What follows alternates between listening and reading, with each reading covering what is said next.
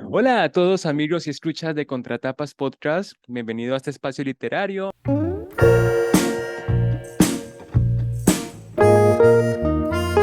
Mi nombre es Yamit Zuluaga y como en todas las oportunidades me acompaña Florencia Puddington, hola Jam, ¿cómo estás? oh, Flor, pues acá celebrando muy feliz nuestro capítulo 101. Ya superamos esa gran cantidad que significa que hemos ya pasado un montón de años, un montón de literatura, un montón de invitados, un montón de sorteos en este espacio en el que compartimos sobre todo nuestra pasión y nuestro gusto por leer. Sí, Jam, me encanta, no lo puedo creer. Creo que cuando a veces nos agarra la melancolía y empezamos a pensar, ay, cuando empezamos a planear esto de los podcasts y bueno, que hayan ya pasado 4 años más o menos y 101 lecturas, es Sí. impresionante. Estoy muy contenta, la verdad. Y bueno, muy agradecida de la gente que nos escucha, que nos comenta, que nos dice cosas lindas en las redes sociales. Así que esto, bueno, va a seguir un tiempo más. Así es. Y bueno, hoy arrancamos con nuestro último ciclo de este año 2022. Lo vamos a dedicar, bueno, lo usual es una temática, pero en esta ocasión decidimos dedicarle un ciclo a una editorial independiente, la editorial Godot, con 3 lecturas que a mí me han parecido fascinantes. Es una editorial que a mí me gusta muchísimo porque tiene unos libros muy trabajados, hermosamente editados. Lo visual es un encanto y es esta idea de acercarse al objeto libro como una pieza de lujo, ¿no? Se habla mucho de esta contraposición entre la lectura digital, como puede ser en un Kindle, y el libro físico. ¿Cuáles son las ventajas y las desventajas? Y ciertamente los libros de la editorial Godot a uno lo hacen acercarse mucho a la idea de cuál es el valor agregado de un libro físico cuando tiene, como en estos casos, lindas ilustraciones, el tipo de letras ideal para leer, las páginas son bien diseñadas, las portadas son un lujo y a uno lo hace pensar que son ediciones que vale la pena conservar y volver cada tanto a releer el libro de esa forma. No sé a ti qué te pareció, cuál ha sido tu experiencia leyendo. Me gusta, bueno, justo el libro que toca hoy se llama Una vida sin principios y es de Henry David Thoreau. Me parece muy lindo además sumar ilustraciones en los libros de adultos, que es algo como que no suele haber, también por cuestiones de edición, porque a veces las ediciones no contemplan ese espacio extra que requiere, ¿no? Darle a una ilustración, pero cómo suman a la interpretación de los textos. En este caso en particular, no son dibujitos al azar, tienen un ida y vuelta con ese discurso que se está acompañando y bueno, eso es hermoso, ¿no? Eso me encantó.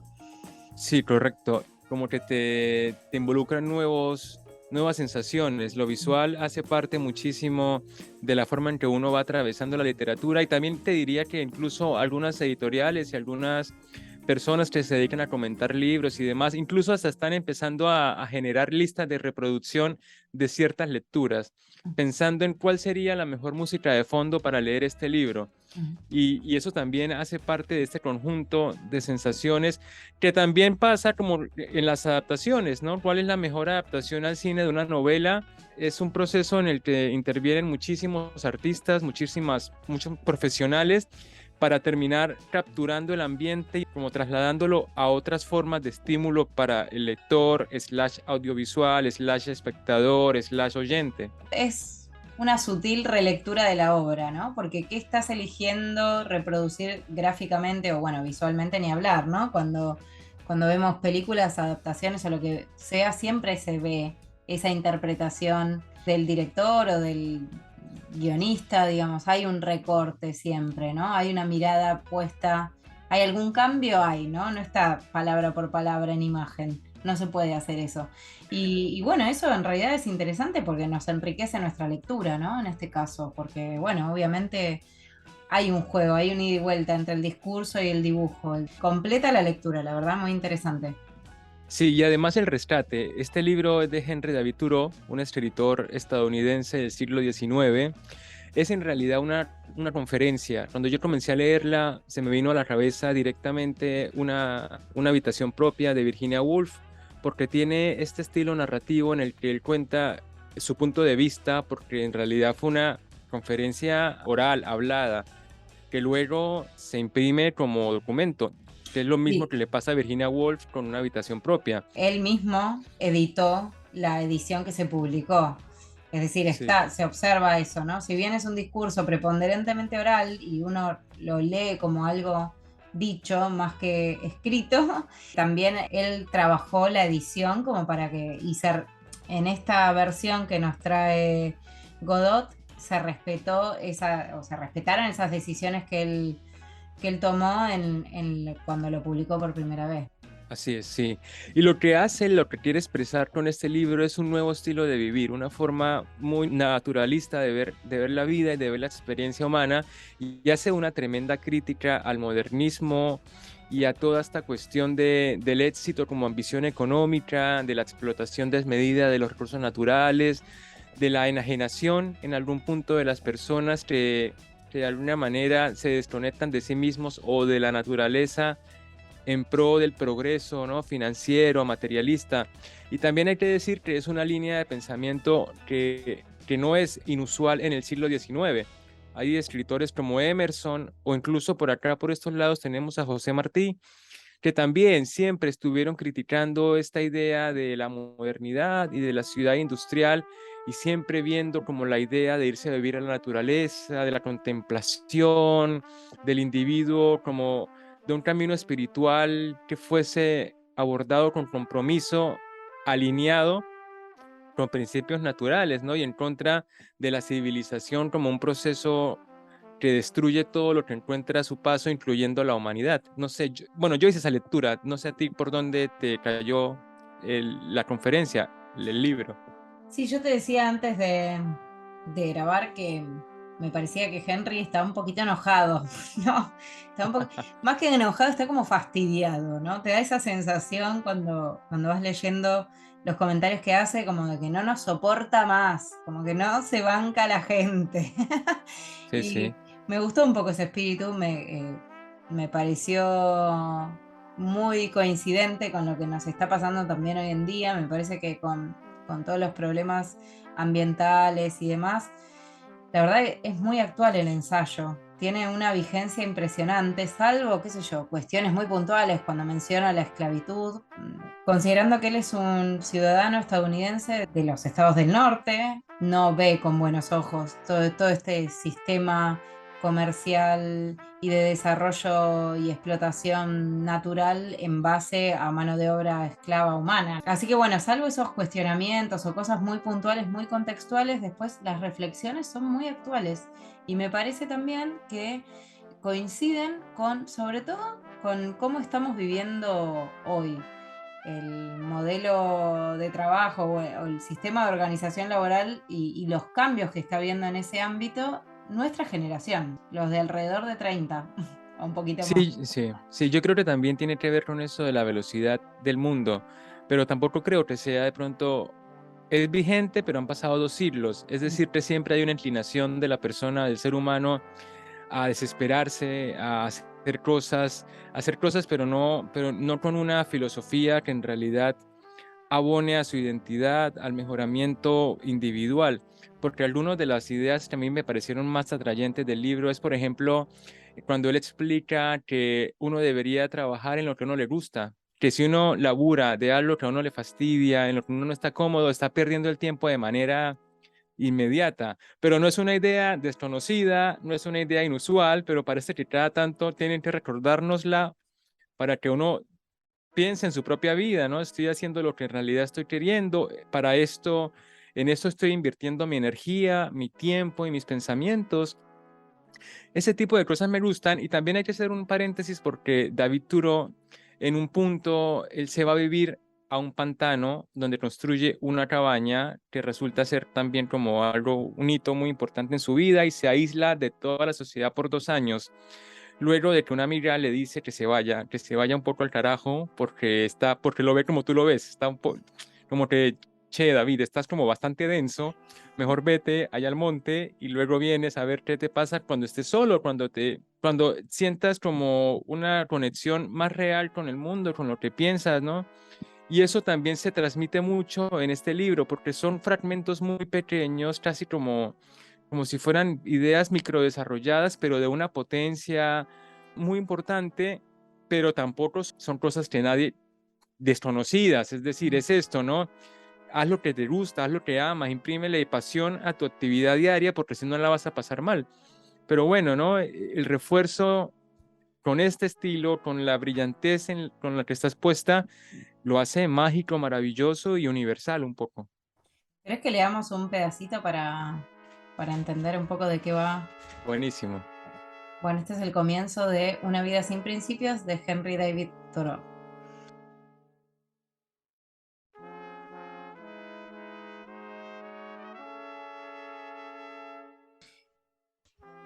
En una conferencia, no mucho tiempo atrás, sentí que el expositor había elegido un tema demasiado lejano a sí mismo, por lo que no lograba interesarme como podría haberlo hecho.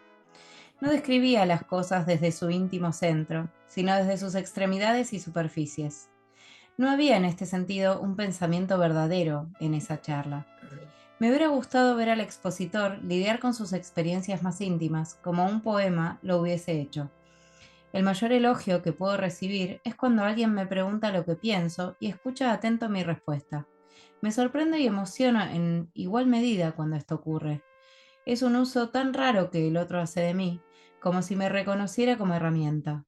En general, si una persona requiere algo de mí, es solo para saber cuántos acres puedo hacer de sus tierras, ya que soy un agrimensor, o, a lo más, con qué noticias triviales está cargada mi existencia. Nunca irán a la carne, prefieren la cáscara. En una ocasión, un hombre recorrió largas distancias para pedirme una charla sobre la esclavitud, pero al comenzar el diálogo descubrí que tanto él como sus colegas esperaban que la mayor parte de la charla fuera suya, por tanto decliné.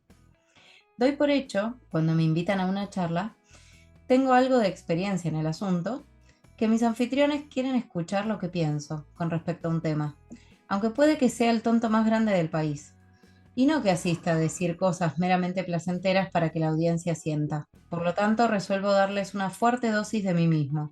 Es lo que han pedido y por lo que han aceptado pagar. Lo natural es que me obtengan a mí, aun si eso los aburre totalmente.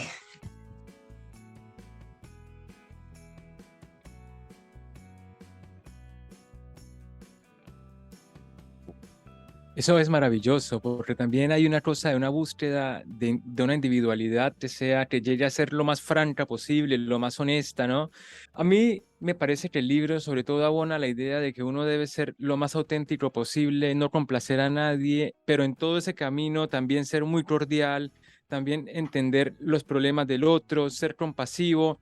Es una vida, bueno, y ahí vamos al título, es una vida sin principios, pero lo que él expone es todos los principios con los que él vive, o sea que él tiene una vida con principios. Y ese juego con el título es muy interesante porque en inglés el libro se llama Been There. A mí me parece que hay que tener en cuenta también que él está hablando en un contexto, digamos, todos los estados del norte de Estados Unidos son estados de herencia puritana, ¿no? Sí. Es una población que surge a partir de la llegada de los puritanos, que son los primeros colonos y que después se radicaron ahí, formaron escuelas. Bueno, hay una serie de valores que a mí me interesa porque me parece que él los pone en contradicción, es decir, hay cuestiones que rescata, que uno asocia directamente con esa herencia puritana. Por ejemplo, él no desprecia el trabajo, ¿no? Es importante eso, porque en la cultura puritana el trabajo es fundamental, no existe no holgazanear, ¿no? Y esa es una de las discusiones que él plantea en su ensayo, la cuestión del trabajo. Porque él no está diciendo no trabajemos o seamos vagos, ¿no? Él cuestiona esta dicotomía entre trabajar y holgazanear, porque él considera que en su sociedad bueno, y en la nuestra también, creo que ahí está el reflejo que yo veo, cualquier actividad que parezca, entre comillas, improductiva, en la que vos no estás Sí. generando, no estás produciendo, se descarta o se considera, no sé, holgazanía o yo qué sé, esa gente que está al divino botón, por decir, ¿no? No se le ve lo valioso a actividades simples como la contemplación de la naturaleza, o sea, actividades que sean solamente gratas y que no produzcan, están mal vistas. Son ociosas, son para holgazanes, y él, en cambio, discute todas las actividades que dan dinero y son absurdas. Y pone incluso el ejemplo de este hombre que él ve a través de su ventana cómo está arrastrando una piedra que después ve que la usó para decorar, no sé, la entrada o el Porsche de la casa de no sé quién. Quiero decir, como él dice que hay un montón de actividades que son pagas y que por lo tanto valoradas, pero que a él le parecen improductivas, le parecen igual de Sí. absurdas y cuestionables como podría ser que una persona esté tirada bajo un árbol todo el día.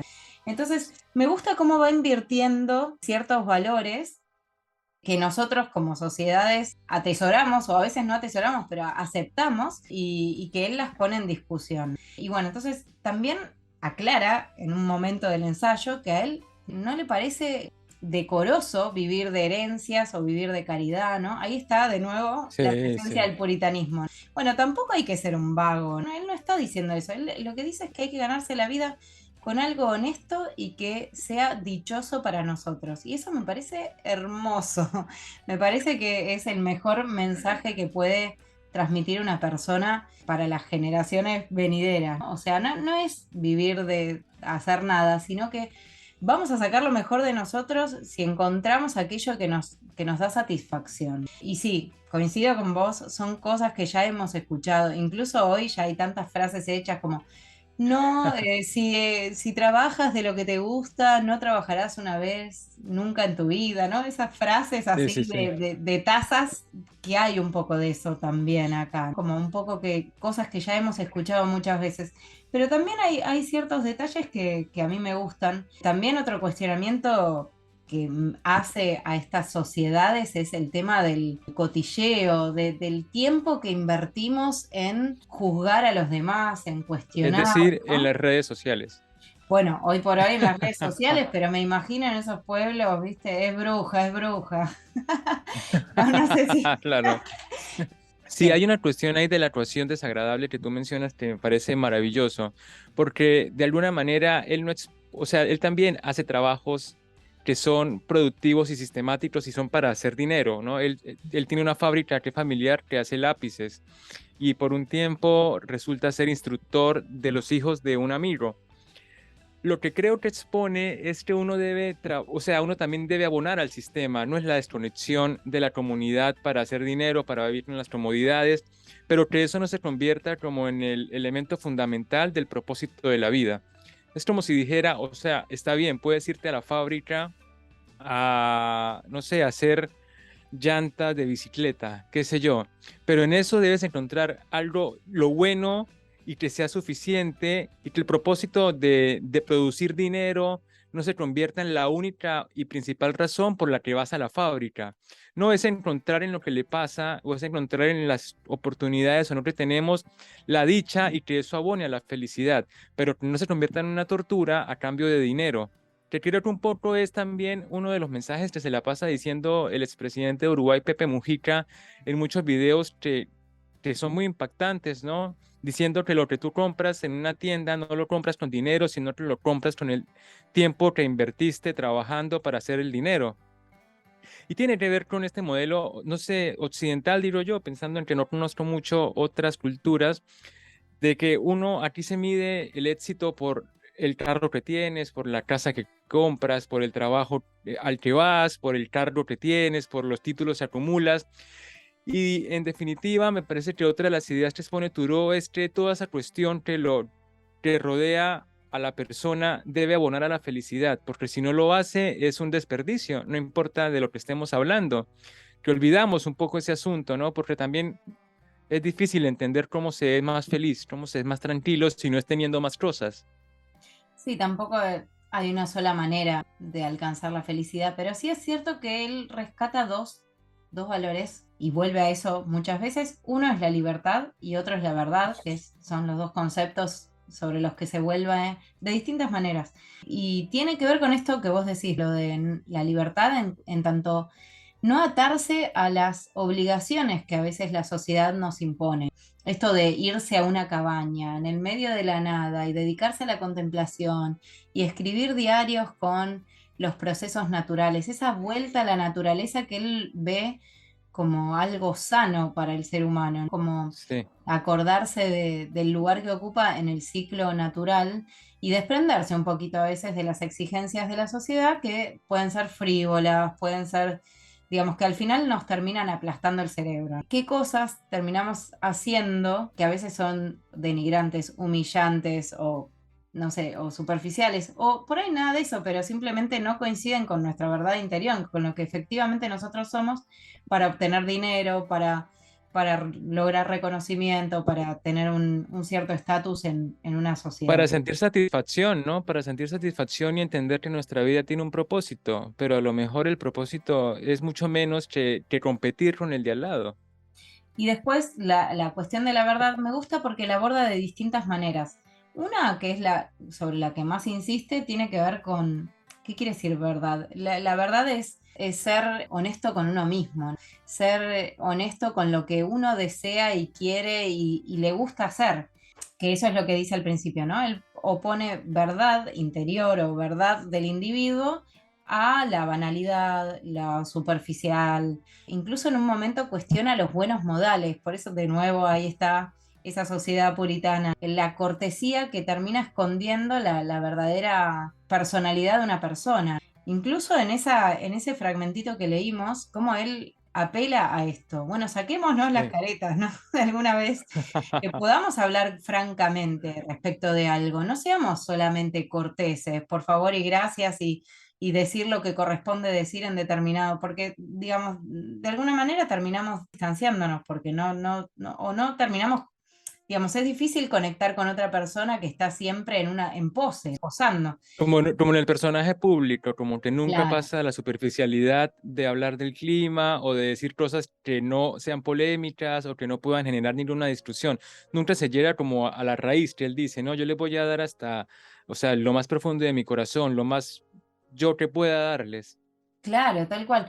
Bueno, y después también asocia verdad, por ejemplo, al conocimiento. En un momento cuestiona que al final en los diarios no hay información relevante, que con todas las cosas que nos pasan o todos los deseos y ambiciones que tiene el ser humano, ¿cómo puede ser que el diario se llene de pavadas, trivialidades, ¿no? Entonces, como llenamos nuestro cerebro en vez de conocimiento real y profundo de saberes irrelevantes. Sí, Entonces también ahí está hablando de cuál es la verdad. Bueno, eso que está detrás de todo este salamerío y este palabrerío y estas cosas que no son relevantes.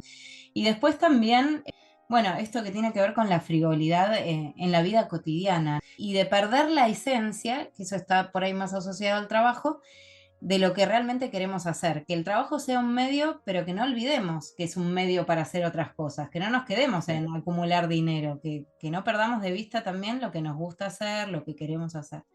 Así que no sé, yo siento que son realmente todos temas que se están hablando hoy en día, sobre Sí. todo post pandemia, pero sobre todo nuestra generación, que por ahí viene de ver a padres y a madres en oficinas 9 horas, en Sobreexigidos. años y años trabajando en el mismo lugar, sin esta idea de cambiar o como que estaba la idea de hacer carrera en una oficina, no sé si necesariamente en una oficina, pero sí en un mismo lugar años y años, aguantando Mm, odios, malhumores, cosas que no me gustan, deseando jubilarte para recién ahí empezar a hacer lo que te... Y me parece que los millennials y quizás las generaciones posteriores también son los que están plantando bandera y decidiendo por ahí ganar menos plata, pero vivir más felices, trabajar menos horas, pero bueno, tener tiempo para hacer otras cosas. En sí. fin, me parece que yo lo sentí muy actual, tal vez porque me está pasando que muchas amigas están teniendo crisis laborales, están dejando sus laburos, cambiando, buscando otras alternativas y me agarra inmersa en todas esas conversaciones y justo me encuentro a este hombre que está diciendo lo mismo hace 200 años. Sí, eso es notable. Y yo, para terminar, diría dos cosas muy interesantes sobre David Thoreau, porque un poco toda su obra gira en torno a lo mismo, ¿no? Es un autor que escribió de la experiencia personal, de su entorno, y eso está bien, porque quería como hacer una obra compacta, ¿no? En el que se notara su evolución como escritor, pero también como persona, como pensador. Y él escribe, por ejemplo, una serie de libros que se llaman Primavera, Verano, Otoño, Invierno, en el que describe las estaciones. Es como un diario muy naturalista que medio puede ser tan revelador como puede ser lo que tú dices, no hay nada importante que se diga, es solamente el placer por escribir y el placer por observar, que en David Thoreau se nota mucho en cualquier libro. Y después que él escribió un libro muy importante, que también es una conferencia que se llama Desobediencia Civil, que surge desde, o sea, que es como un acto porque él en un punto deja de pagar impuestos y dice que él no lo va a pagar porque no quiere apoyar el sistema de esclavitud que soporta Estados Unidos y tampoco quiere aportar dinero a que hayan guerras. Y él, bueno, lo meten a la cárcel por no pagar impuestos.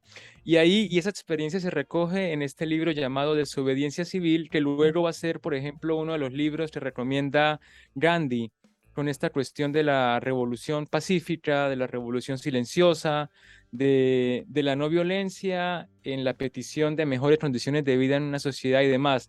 Entonces es un autor que en realidad se acerca mucho a la literatura filosófica y es un gran observador y narrador de la condición humana en su tiempo, que se ramifica a antes y después y termina siendo un libro muy interesante para cualquier edad, para cualquier momento y espacio, ¿no? del planeta. Sí, a mí como última reflexión me gusta mucho también su referencia indirecta a la educación. También acá me rescato a los puritanos que como primeras colonias en América desarrollaron escuelas y les interesaba sobre todo que la población supiera leer y escribir, tanto mujeres como varones. Bueno, lo hacían con una finalidad religiosa que tenía que ver con poder leer, interpretar la Biblia y hacerlo de manera independiente y no depender precisamente de un cura o de algún religioso que les bajara la información, pero sí es cierto que son los fundadores de Harvard, por ejemplo. Y él rescata esto cuando dice que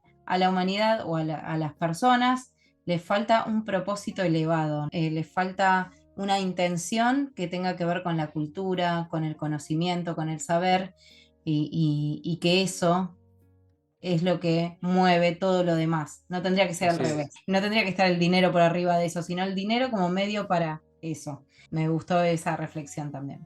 Bueno, así que con esto terminamos nuestro análisis de Una vida sin principios, un librito, la verdad, muy recomendado, de esos que transforman la vida o no, pero que vale la pena leer.